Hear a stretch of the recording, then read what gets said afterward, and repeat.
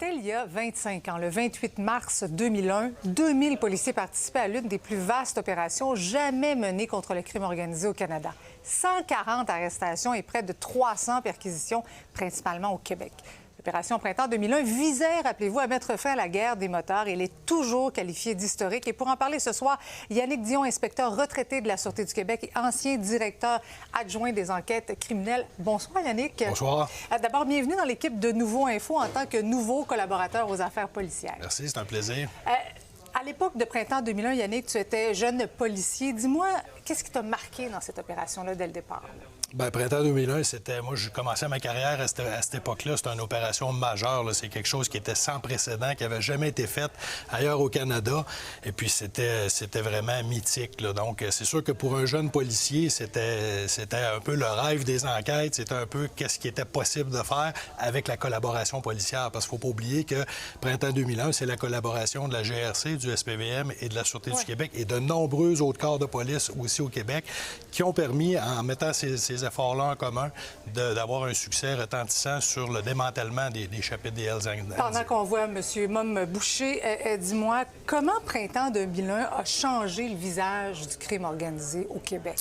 Bien, c'était quand même assez important comme changement du crime organisé, l'évolution qu'ils ont dû prendre par la suite, parce qu'on sait qu'au début des années 2000, l'ensemble des chapitres avait été démantelé.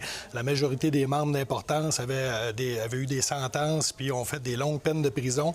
Donc, ils ont dû se restructurer, se réorganiser avec les années, sous-contracter beaucoup de leurs activités, faire des alliances avec d'autres groupes criminels. On a vu des opérations majeures comme Mago Mastif, entre autres, ont démontré que la mafia, avec les gangs de rue, faisait des alliances pour gérer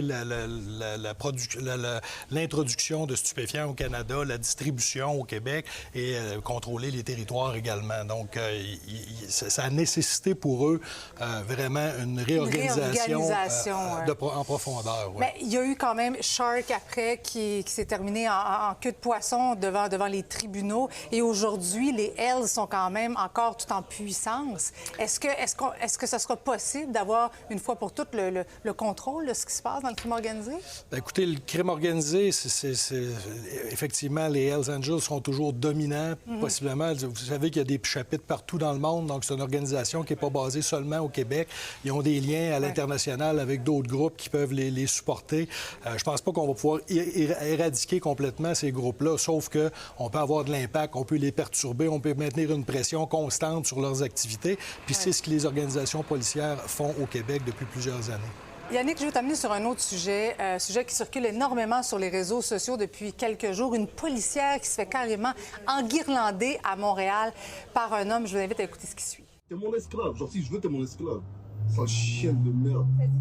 Mais sale pute, j'ai eu un ticket pour ça il y a 2 jours.